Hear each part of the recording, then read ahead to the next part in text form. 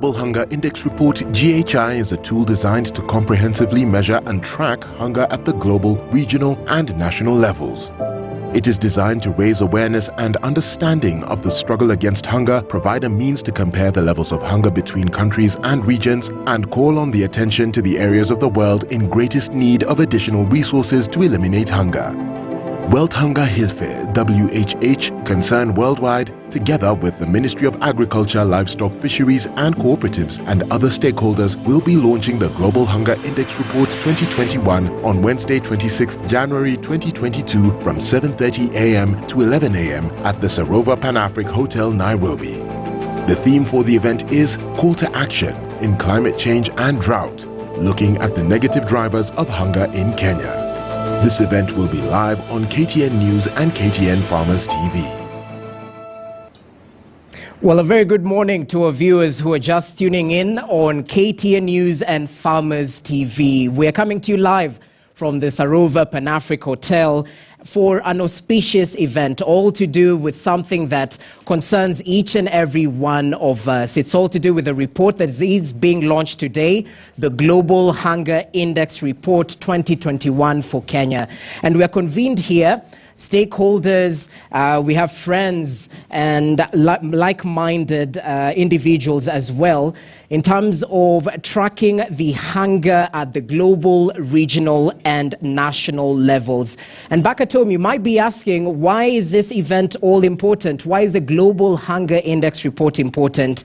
And one way, it is a way of creating awareness and understanding in order to highlight the struggles against hunger between countries and regions. This time round, we'll be focused primarily on Kenya, some of the steps we've taken from a government level, from a parastatal level, and from non-governmental organizations as well, in order to combat hunger in the country. So thank you so much for your time. My name is Jesse Rogers. I'll be your moderator for the event. And as we get into the thick of it, I wouldn't want to highlight yet what has been covered on the Global Hunger Index Report 2021. We'll have a panel discussion a little bit later on by stakeholders who are key sectoral players in this particular journey. And remember, Kenya has a vision of eliminating hunger by at least 2030. And this is definitely in line with the global vision as well. So thank you so much for your time. And to those who are joining us right here at Sarova Pan-Afric, we equally invite you to listen in and equally give us your take on a couple of issues as we continue with this particular discussion. I'd like at this particular juncture to introduce a story that I've hinted a little bit earlier on, all to do with the drought that is being experienced right here in the country, in some parts, specifically in the northern counties. And this time around, we focused on Marsabit County, which is reeling from the effects of poor rainfall and increased climate change. Some of the communities there, primarily, which are pastoralist communities, their sources of income, their livelihoods have been adversely affected. It's really proper to highlight their plight. So let's take a look at the screens in order to follow up on this particular story. Take a look. 10 years ago, accessing the northern part of Kenya through the Marsabit-Moyale highway was a hellish nightmare due to a poor road network. Right now, the road is just a joy to drive on, and the sceneries, you're always tempted to take a stop and take some selfies. Sadly though, the livelihoods of the communities living in these regions hasn't changed.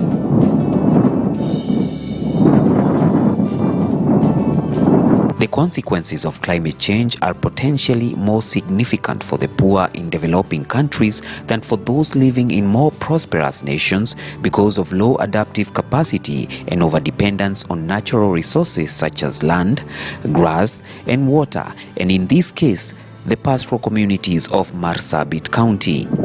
Competition of these resources frequently leads to conflicts and sometimes even death.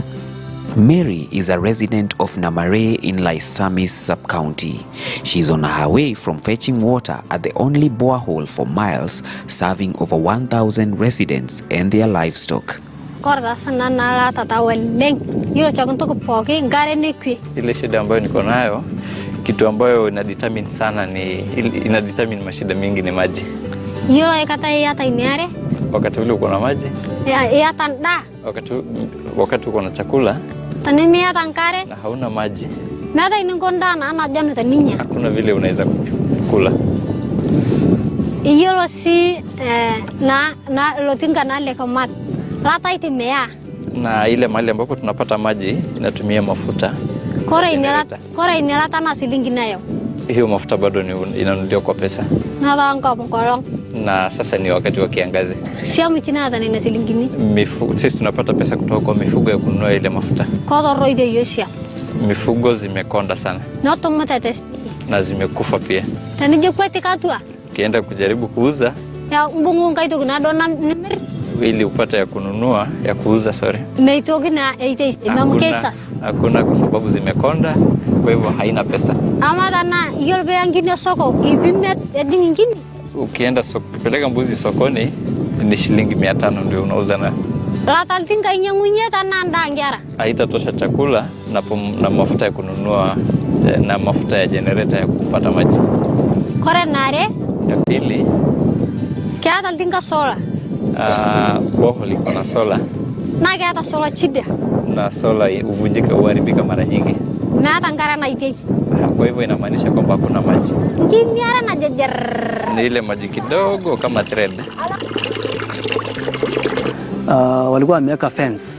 Sasa unaona fence hakuna kwa sababu ya watu kutoka nje, wanyama kuja kuharibu. Hata ile mfereji wanafungua wakati mwingi unakuta baada ya 3 months 4 months tunabadilisha kwa sababu watu ndio wanakuja kuharibu. Security pia hakuna wakati mwingine. So watu wa nje wanakuja wanafunja kwa mawe, watoto pia, kitu kama hicho.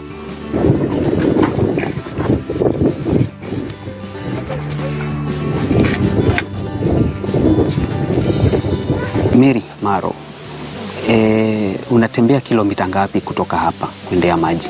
Kama kutoka mpaka Idongoji kilomita chache kilomita ngapi? Kama na hiyo maji inatosha? Ama ni arkitum ndio kwa mahitaji yake ya kila siku? Haitoshi. So lazima aende mara kama 2 asubuhi na jioni ama? Okay.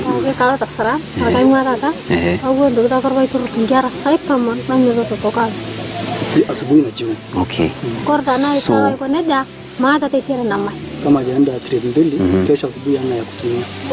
So 10 kilometers to and fro 2 times a day, that is about 40 kilometers to just get 2 jerrycans of water, which I'm also being told might be the only meal of the day.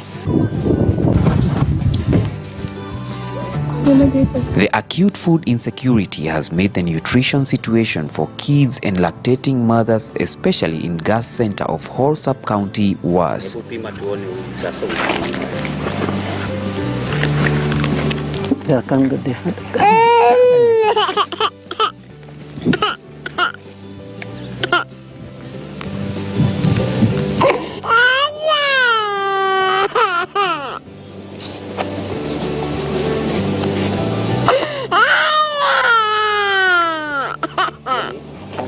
$10.7 ni OTP.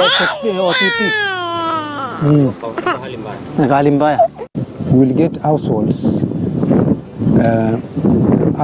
which are really affected by this drought. I know all of them are affected, but we'll isolate households which are deeply affected, and we will provide them with cash transfers.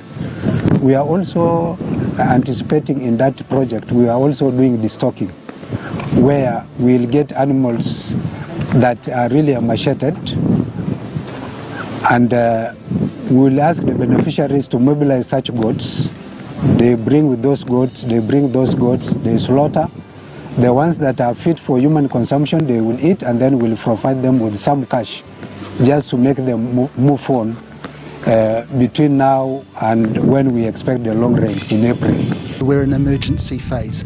Globally, WHO states that 15% global acute malnutrition is an emergency phase, but we're already seeing, areas of North Hore, areas of Marsabit County and Eldoret. We have global acute malnutrition rates of around 46%. So that means 46% of those children are malnourished. So yeah, we're having a dire need to be able to respond and support those families and those children directly. We can stop the current drivers, but to reverse the effect and the impact of the climate change needs a really well thought out structure, a really well thought out processes, and a very long-term funded situation. This is government funding, this is also humanitarian funding, as well as private sector funding to support communities that have been affected over time, to re-establish their resilience, to re-establish their coping capacities against the climate change, to also determine a situation of new normal. Despite all this, you gotta admire the resilience of these communities. I mean, these are some of the harshest environments you could live in. You've got temperatures soaring to over 40 degrees Celsius during the day. You've got the rocky, bare terrain where almost nothing grows, and the wind gusts. Sometimes you can't even hear yourself talk. And it is high time that the relevant authorities came up with permanent solutions for these recurrent effects of drought.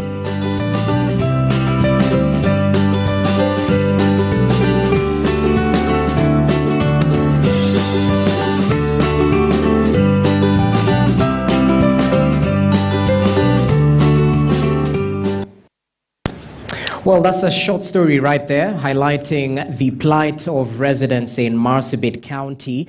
And we've had a couple of issues highlighted there, the over-dependence on natural resources and how some families are forced to walk 40 kilometers to get just 2 jerrycans of water, which they definitely need. And we heard equally that the malnutrition rates are at 40%. That is definitely worrying. So in line with this year's theme, Call to Action on Climate Change and Drought, we'll be looking at the negative drivers of hunger in Kenya. And some of these issues have been highlighted in the report we'll be launching today right here, the Global Hunger Index report.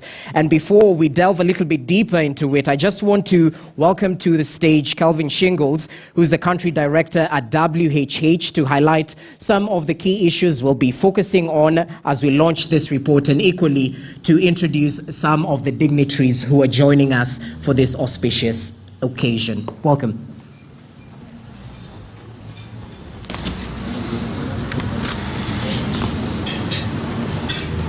Jesse, thank you very much for the introduction, and once again a very warm welcome to everybody this morning that is joining the launch of the GHI 2021. As mentioned very quickly, the GHI, this is the 16th edition that we're launching this GHI. It's a document, or it's a tool that is a paired reviewed between Concern Worldwide and Viltunga Hilfa, and it's launched on an annual basis both globally, but it also looks and tracks hunger on the long-term trends on a regional level and also by country. The idea is that we wish to raise attention to the issues. This highlights the success in regard to those countries that have made steady gains in the eradication of hunger, but also look at some of the failures that have happened and have a little bit more of a deep dive in regard to Kenya and where we stand in regard to food security in Kenya. Next on the agenda is actually the welcoming remarks. These welcoming remarks and a statement will be given by Honourable Ambassador Greiger of the EU. I'd like to maybe have KTN present those welcoming remarks from the EU Ambassador. Thank you.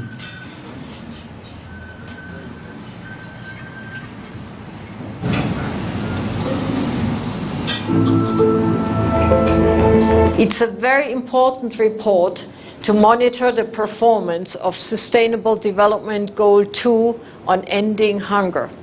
As we approach the year 2030, the SDG 2, end hunger, achieve food security, improve nutrition, promote sustainable agriculture, appears not achievable. The State of Food Security and Nutrition in the World 21 report emphasizes that undernourishment was on the rise even before the COVID-19 pandemic, which has only exacerbated food insecurity globally. Similarly, the Global Report on Food Crisis 21 points to the growing magnitude and severity of food crisis in 21 and the grim outlook. The recently launched Global Food Security Index similarly confirms a deteriorating situation with affordability and food costs identified as a key factor. In particular, attention has been drawn to poverty and inequality as underlying structural causes of food insecurity and malnutrition in all its forms, in turn amplifying the tensions that can fan the flames of instability and conflict. Turning to Kenya, the situation is not different at all.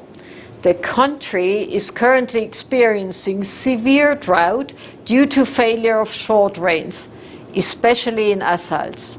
The situation is made worse by political tensions, armed conflict and cattle rustling in many areas, resulting in increased food and nutrition insecurity and poverty. According to the 2014 Kenya Demographic and Health Survey, the national prevalence of stunting was 26%, underweight at 11%, and wasting was estimated at 4%. This is a shame. A current study done in Kenya on the cost of hunger in Africa revealed the total effect of health education and productivity, showing that 373.9 billion Kenyan shillings or 4.2 billion US was lost in Kenya as a result of undernutrition. This was equivalent to almost 7% of GDP. The EU, in partnership with the National Drought Management Authority, has supported the Kenyan government in addressing the drought emergency, as well as implementing resilience-building activities and drought risk management in all the 23 ASAL counties. In addition, the EU is supporting resilience-building interventions in 4 ASAL counties implemented by NGOs, namely in Isiolo, Baringo, Tana River, and West Pokot. We also support integrated peace and resilience activities in Mandera under cross-border peace initiatives. Specific to nutrition, the EU is partnering with the Kenya National Bureau of Statistics as well as UNICEF on improved nutrition statistics for evidence-based policy making. The EU will continue to partner with the Kenyan government to support sustainable food systems, transformation, and resilience building. I also call upon the Kenyan government and its partners to increase their support for nutritious diets of vulnerable groups, notably children less than 2 years old, that are the most affected by the drought crisis due to its impact on cattle, reducing the availability of milk and other related foods.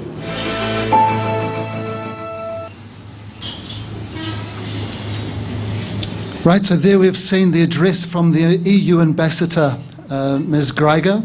I think the EU is very much instrumental in supporting directly the partnership with the Kenyan government to address food security and nutrition in Kenya. Let us move on very quickly and give you some insights and synopsis from the Global Hunger Index itself. So as mentioned, the Global Hunger Index is a report that is there to raise awareness on the global level, but also within the situation here in Kenya. It also provides some incentives. Once we show you the score of the GHI, we hope that you will take that to mind and that you will have ambition to put to action and improve that score going forward in the future. We also want to have a conversation. We want to have a conversation with the various stakeholders, those from a technical point of view, those from policy, those from academia, and those from civil society to address some of these issues going forward. The data used for the GHI is coming or is triangulated from a number of sources. It's coming from the UN agencies, it's coming from UNICEF, it's coming from WHO, it's also coming from the World Bank and FAO, and it's looking at interagency group on child mortality as well. More importantly, it's looking at the demographic situation here in Kenya and looking at health surveys also coming from Kenya to be able to form a position in regard to where Kenya ranks within the GHI. Without further ado, I'd like to welcome the panellists to the podium this morning. Firstly, again, I'd like to welcome Honourable Mohammed Simba Guled, from the CEO, the Chief Executive Officer of the Frontiers County Development Council. Very warm welcome to you, sir. If you could join the podium. With Honourable Mohammed Simba, I would like to welcome Namira Wako. Namira, the Executive Director of Siasa Place, representing youth this morning, representing and engaging with youth on the electoral process, on constitution, but also on government institution and functions. Very warm welcome. Thank you, Namira. I would also like to welcome to the podium Veronica Kirogo, the Director of Nutrition and Dietetic Services within the Ministry of Health. As I previously mentioned, Veronica was successful in coordinating the development of the multi-sectoral Kenya Nutrition Action Plan for Kenya 2018 and 2022. From the heart of the pastoralist communities in the Asal regions, I'd also like to welcome Mr. Tumal Otto, the role model and commercial livestock farmer from Marsabit itself. He is representing the views of pastoralist communities in this morning's forum. A very warm welcome to you, sir. I would also like to welcome in the replacement of Professor Hamadi Bogo, who we're still expecting to arrive, Honourable Abdul Bahari, from the Ministry of Public Service, Gender, Senior Citizens and Special Programs. Sir, I would welcome you to briefly take part of this program this morning as well.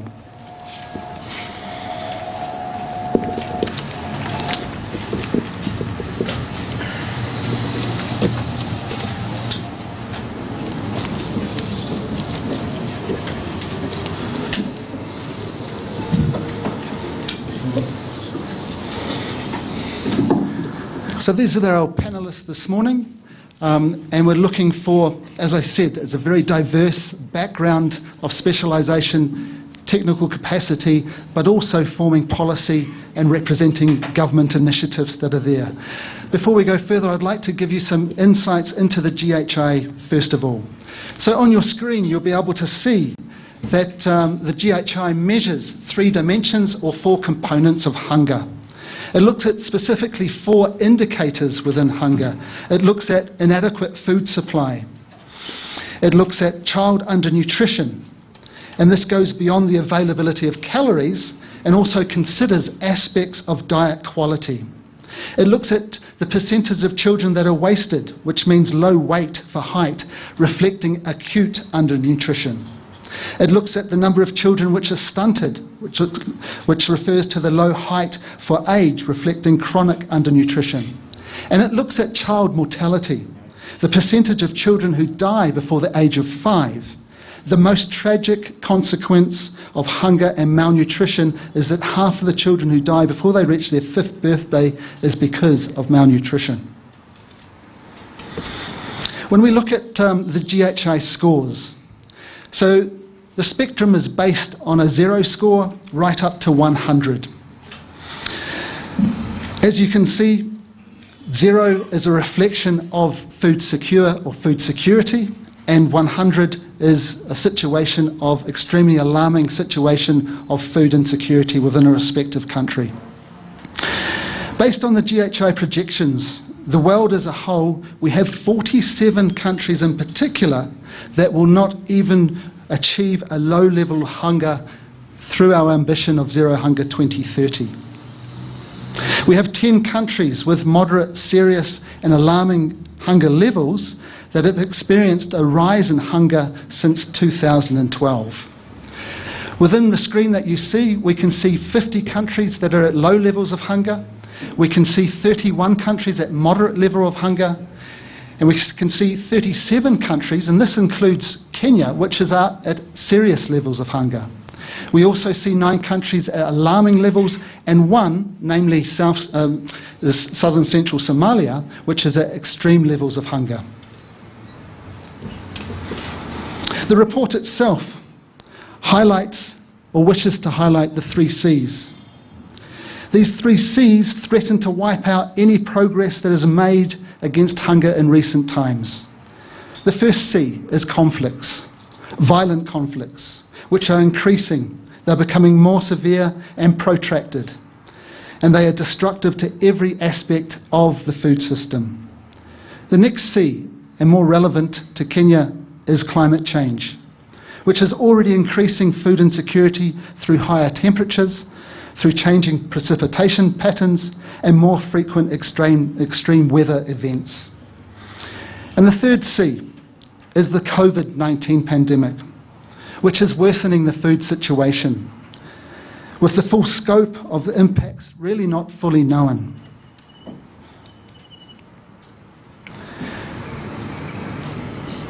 This is a reflection on the fight against hunger at a global level.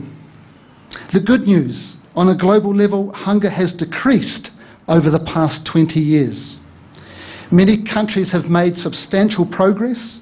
14 countries have achieved significant improvements in hunger, with a reduction of 25% or more between their 2012 and 2021 scores.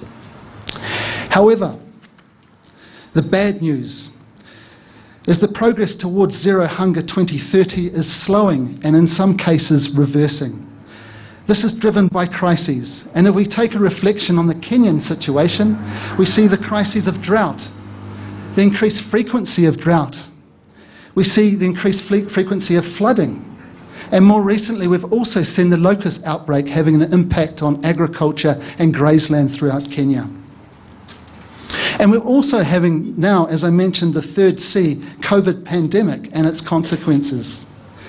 So in Kenya, we see a situation where we have pastoralist communities, we have agricultural communities that are experiencing a greater frequency of these crises, meaning that their coping mechanisms or their resilience is constantly being depleted. The chart that you can see in front of you highlights that undernourishment is actually on the increase.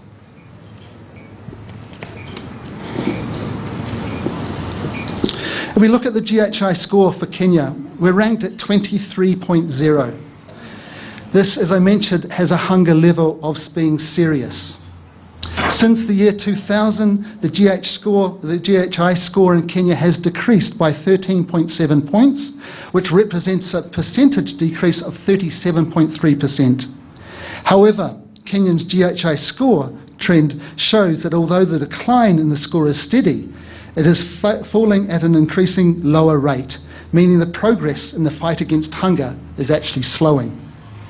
Kenya is also ranked 87th out of 116 qualifying countries, and as I mentioned, the situation is still serious. If we look at the statistics over the years, so as I've mentioned, from the years 2000 to 2012, we have seen some steady progress. But from 2012 to this date, 2021, that progress is minimal. It means that the fight against hunger is slowing or even stalling here in Kenya. If we look at the regional statistics coming from the GHI, we can see Kenya placed at 23.0. As I mentioned, we can see Somalia as extremely alarming rates of food insecurity. We also see neighbouring countries of Madagascar. Madagascar due obviously to the drought situation also in the southern parts of Madagascar. If we look at some of the other statistics and most severe, we look at Central and Southern Africa, Central African Republic, Chad, the Republic of Congo, all having significantly alarming rates of food insecurity. If we look at West Asia and North Africa, Yemen, Iraq, and again back home here, Somalia, Madagascar. Perhaps what is most troubling is that Africa is one world region predicted to experience an increase in the number of undernourished people between now and 2030. We've briefly touched on the status of child wasting. Wasting meaning the reflecting acute undernutrition and stunting, those children under 5 that reflect chronic undernutrition. For Kenya, this is the statistics. The Global Hunger Index, together with FAO, sees 24.8% of the Kenya population, this is a population of 50 million people, undernourished, meaning they did not consume sufficient calories to live a healthy and productive life. 24.8% of the population in Kenya are undernourished. We see a similar figure of 25% of children under 5 being stunted. Again, that indicator of chronic undernutrition, a sign of vitamin and mineral deficiencies within their diet. We also see 4.8% of children wasted. And we actually see this increasing rate of malnutrition within pockets of Kenya. Jesse mentioned a figure of 46% global acute malnutrition. This has actually been recorded in the Eldoret region in Marsabit County, cross-border with Ethiopia. We also see malnutrition rates of around 26% in North Hor. These are figures that are alarming. These are figures that need a response. These are figures that we need to support. We can see from the document in front of you that this is the progress over time. We can see that we, as I mentioned, made some steady progress in regard to stunting, wasting, undernourishment, but unfortunately, as I've mentioned, undernourishment is on the rise also here in Kenya.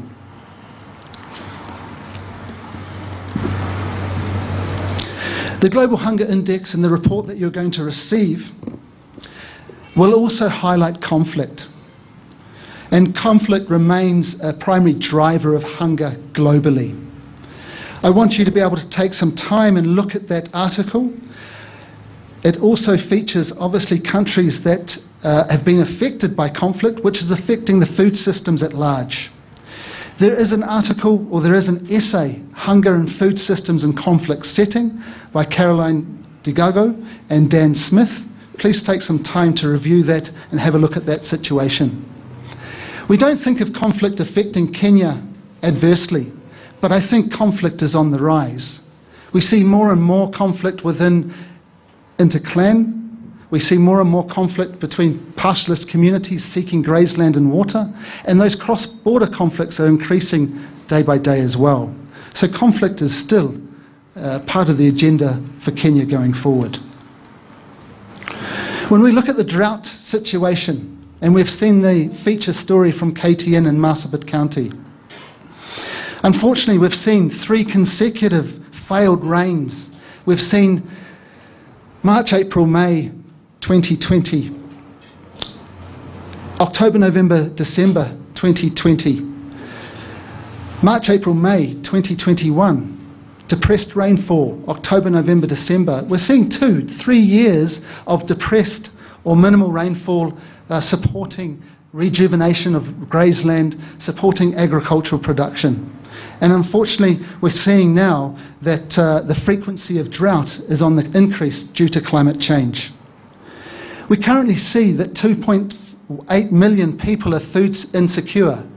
We take the statistic of IPC3 of those 2.8 million people food insecure and requiring humanitarian assistance. We also see 700,000 children currently under 5 being identified as malnourished.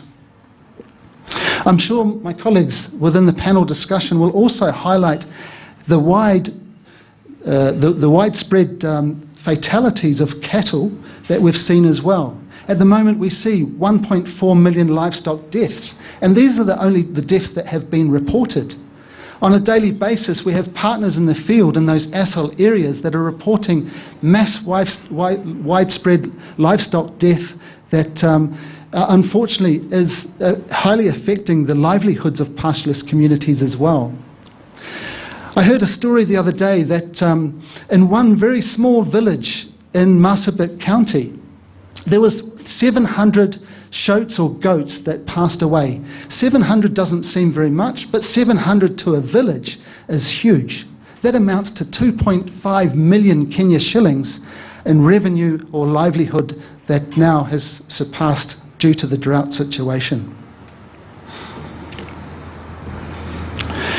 The prediction, as we see, I mentioned that we have 10 counties at IPC3. I think we're now heading towards 12 counties at IPC3. We see pockets within those counties that are already at IPC4, which is the alarm rate. We see the loss of resilience gains built since 2012. Many stakeholders, many partners have been involved in building resilience of communities since 2012, and this has been slowly eroded. It's been slowly depleted, and we need to do more to be able to maintain those resilience within those communities. Unfortunately, the forecast also looks a little bit bleak. The March-April rains for 2022 is unclear. We're receiving information that we're going to have depressed rainfall this year as well. And this is just going to create a much bigger humanitarian need going forward into 2022. For the panel, I would like you to consider, as I give you a brief moment, the fight against hunger is dangerously off track. We have the ambition of Zero Hunger 2030. We have the SGD2, again representing that Zero Hunger 2030. We have the Kenyan government that has the Big Four agenda that is looking at increasing agricultural production. But still, the situation in Kenya is off track. And what do we need to do to make sure that we're back on track, that we can achieve this by 2030? And it is achievable. I would also like our panel to discuss climate change. Climate change is a threat multiplier for hungry and undernourished people. And we're seeing, as I mentioned, the increased frequency of climate change and increased crises that are affecting communities, particularly pastoralist communities in northern Kenya. What can we do to eradicate or support resilience building to ensure that communities are better prepared when it comes to climate change? I'd also like our panel to discuss resilient food systems. How can resilient food systems be advanced, both food and nutrition security and the peace component? You know, when we talk about food systems, we see, particularly in the ASL regions, many people are surviving on one meal a day. Whereas we see in other affluent areas, we see huge food losses. We see post-harvest losses due to no transportation, lack of access to market, lack of aggregation and storage. Those post-harvest losses are not needed. We need to be able to find a solution to that as well. Going forward, we see in the Global Hunger Index some recommendations. Number one, addressing hunger ultimately requires political solutions. Number two, enhance the resilience of food systems to simultaneously address the impacts of conflict and climate change to ensure food nutrition security. Number three, base actions on a thorough understanding of the context and strengthen inclusive, locally led initiatives. And four, commit to flexible, needs-based, cross-sectoral and multi-year planning and financing, and this is directed to our donors.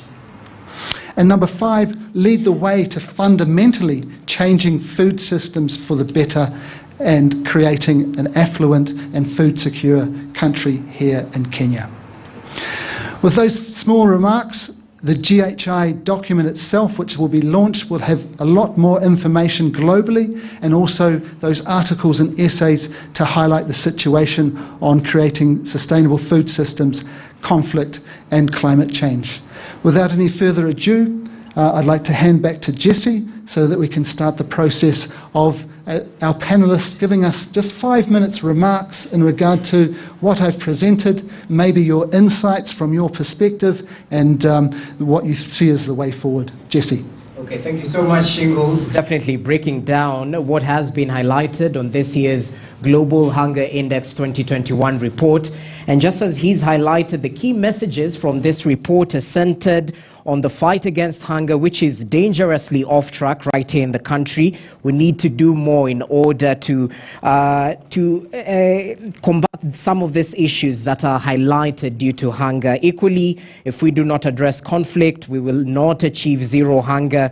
We'll equally take a look at the role of climate change. As we mentioned, we have a resident from a pastoralist community in Marsabit who will be able to add his voice on perhaps what we need to do in order to change this continuous cycle year and year again. And equally, we'll be able to deliberate on the resilient food systems and how to advance them, and perhaps we'll also listen from the government stakeholders right here. So just briefly reintroducing my panelists. Right next to me, Nerima Wako, who is definitely from Siasa Place, representing the youth. Asante sana for your time.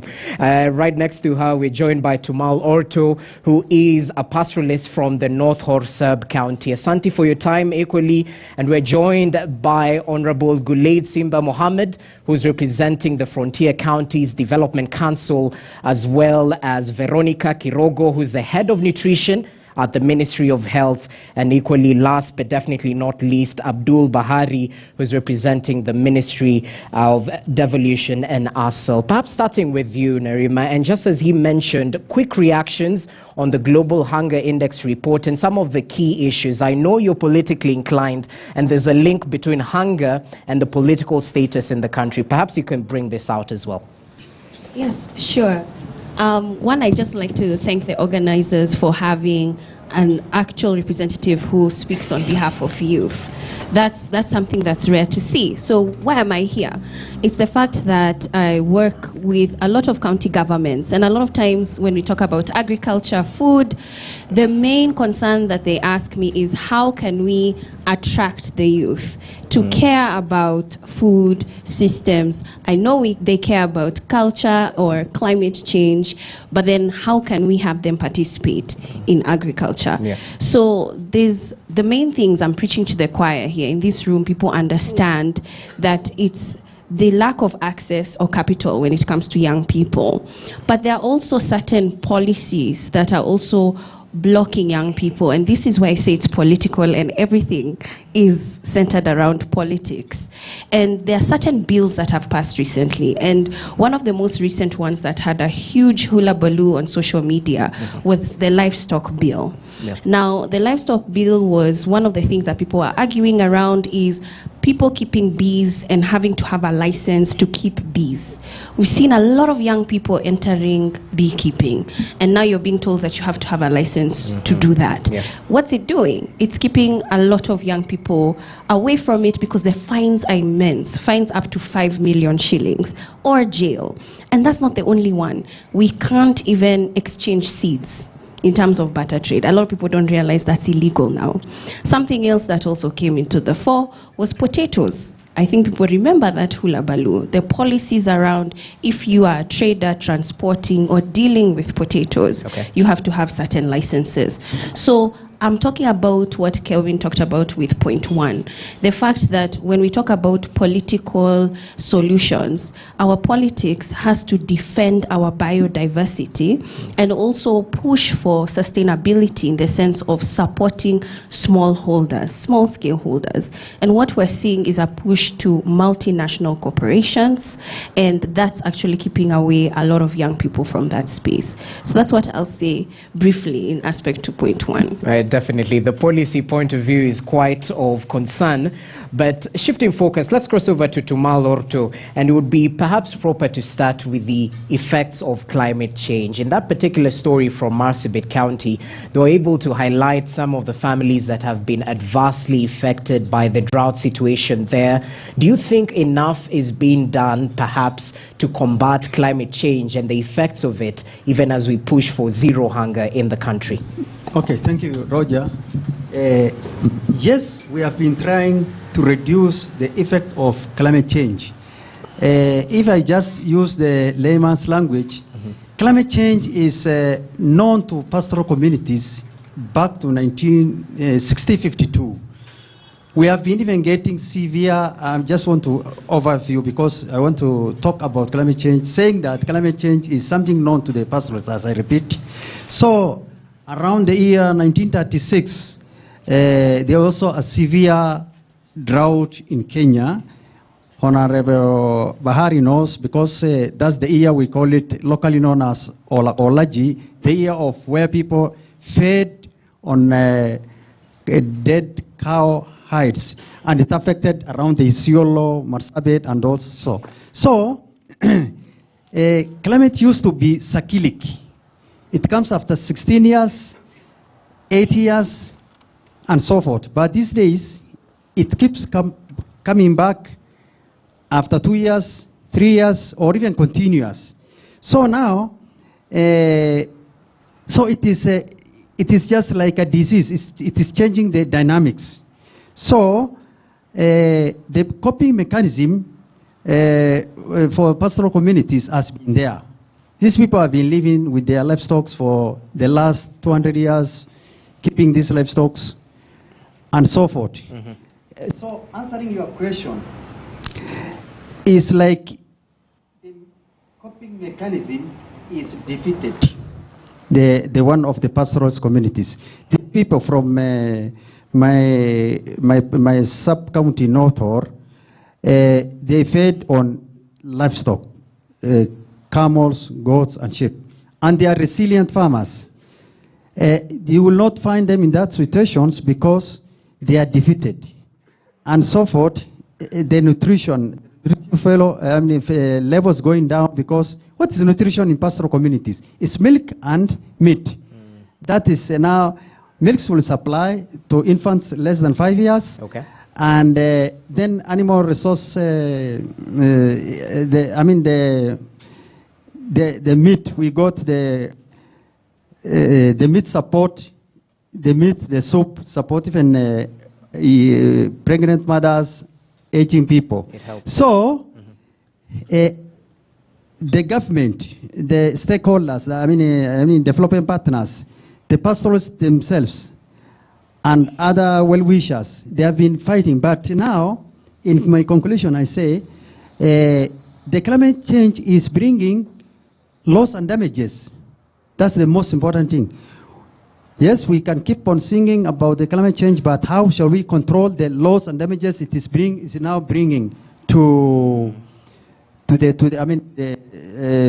and elsewhere?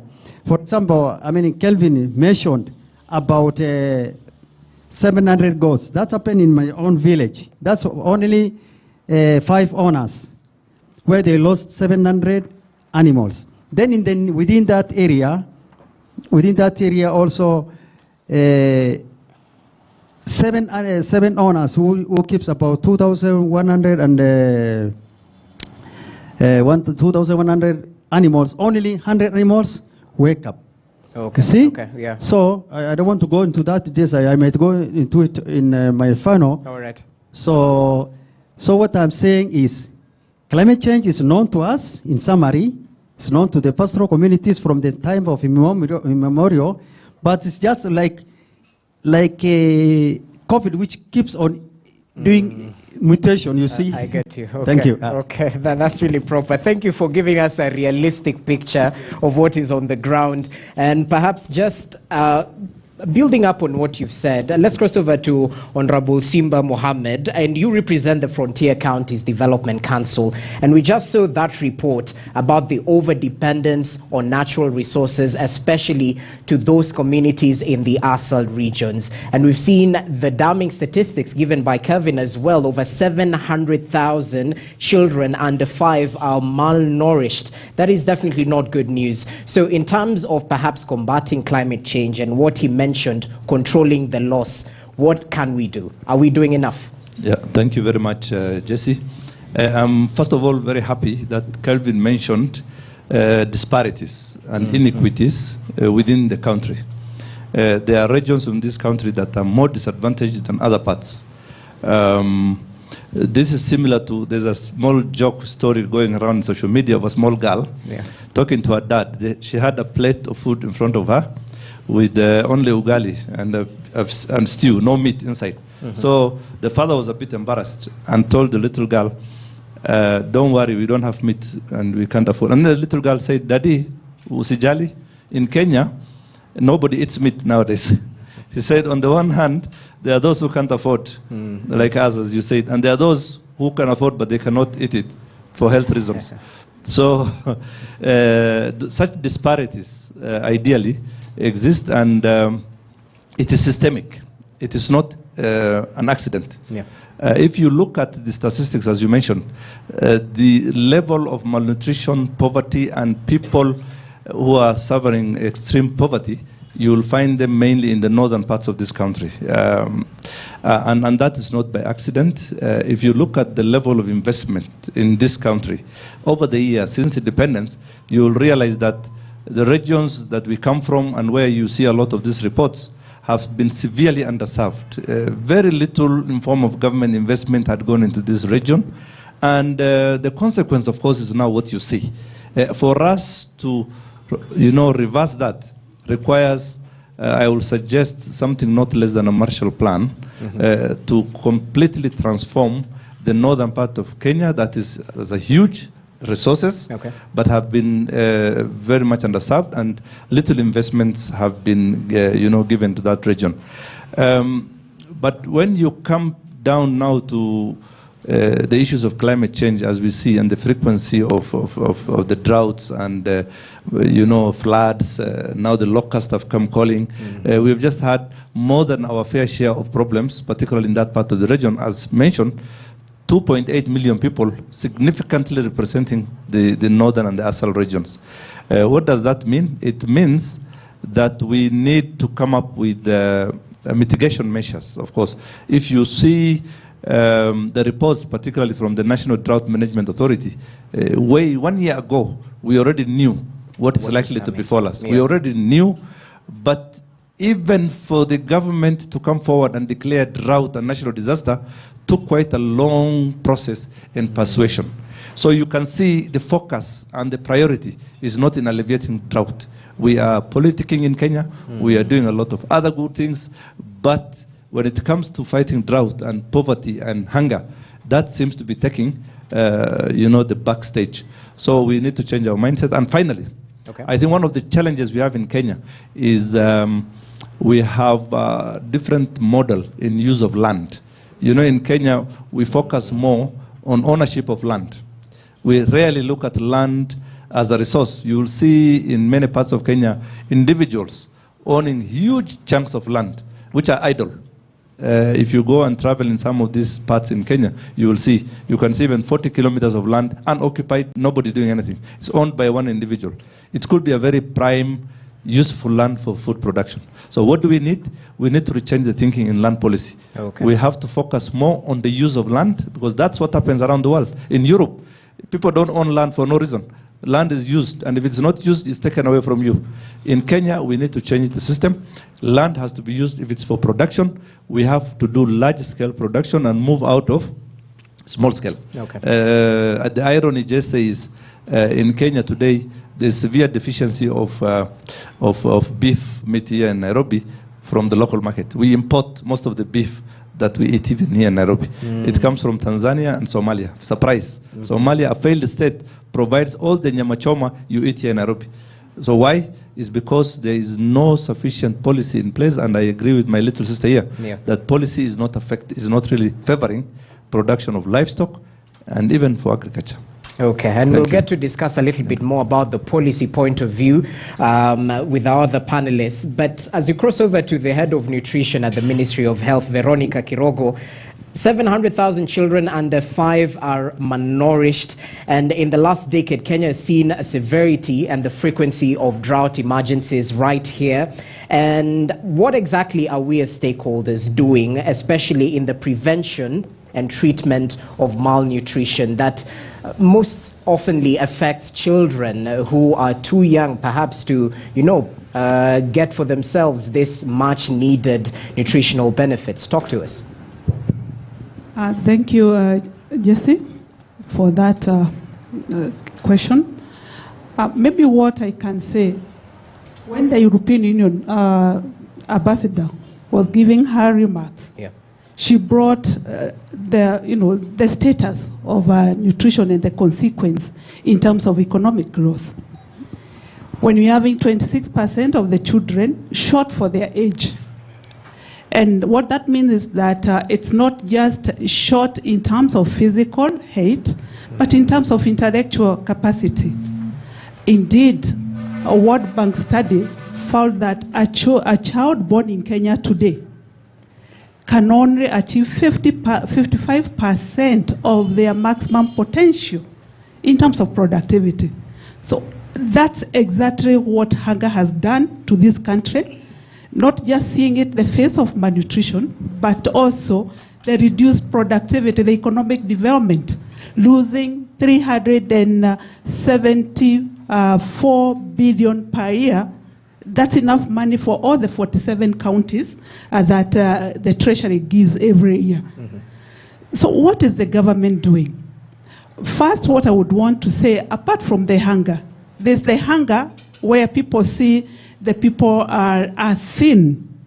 But Kenya, we are facing triple burden of malnutrition. We are also having overnutrition, obesity, and overweight, which leads to another problem we call non-communicable diseases, which, of course, is dipping into our economic affairs in terms of the money used in health cost.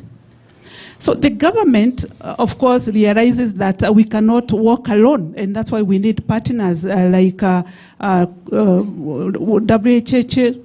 EU, UNICEF, Concern Worldwide, in order to tackle the malnutrition. We have good policy. When you look at Vision 2030, when you talk about high quality, it means people who are healthy, who are able to produce. Under it, in the medium-term plan 3, there's adding drought emergencies in Kenya, which we are working together with seated here with the National Drought Management Authority, so that we're able to predict, use the predicted climate and also forecast, and also forecast in terms of the numbers of children who will require assistance in terms of nutrition. At every single year, we normally have about 300,000, over 300,000 children under 5 years requiring treatment of acute malnutrition.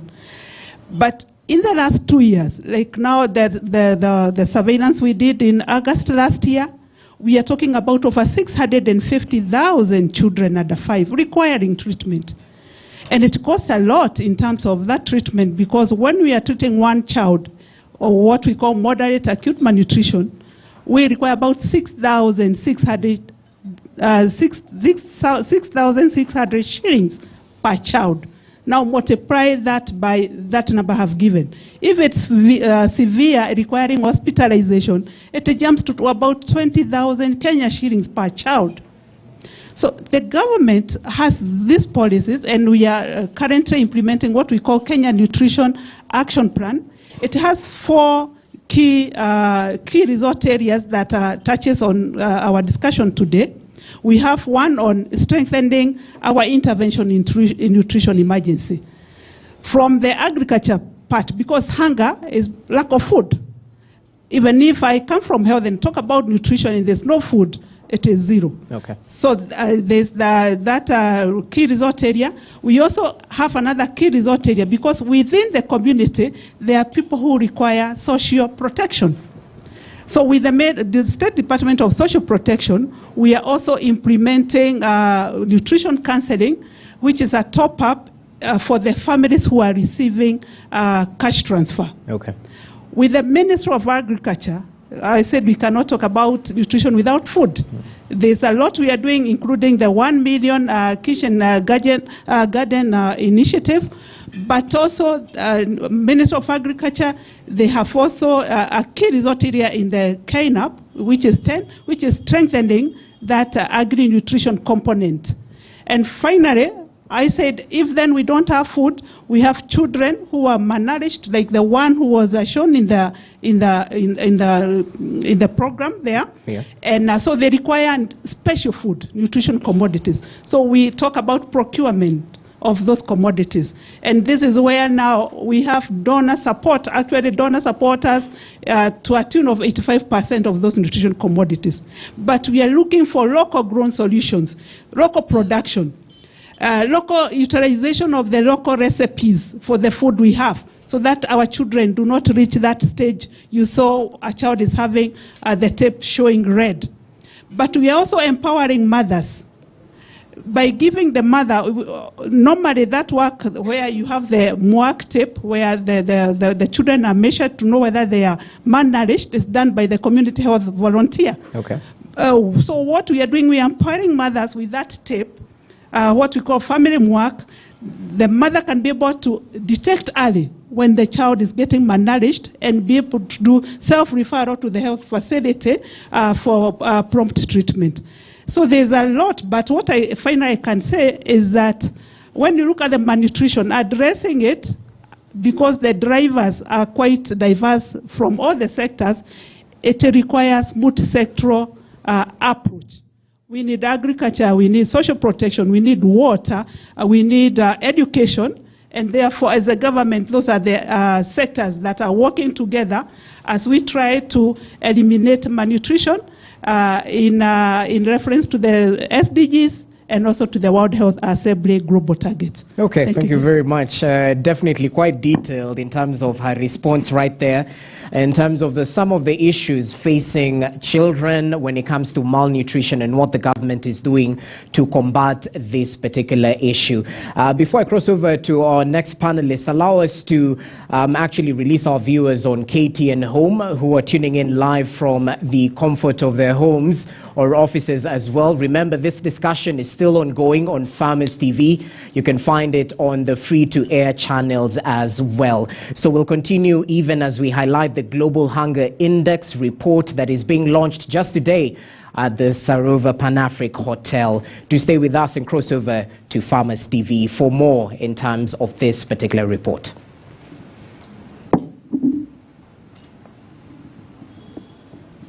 Okay, as we continue, I'll start point of correction.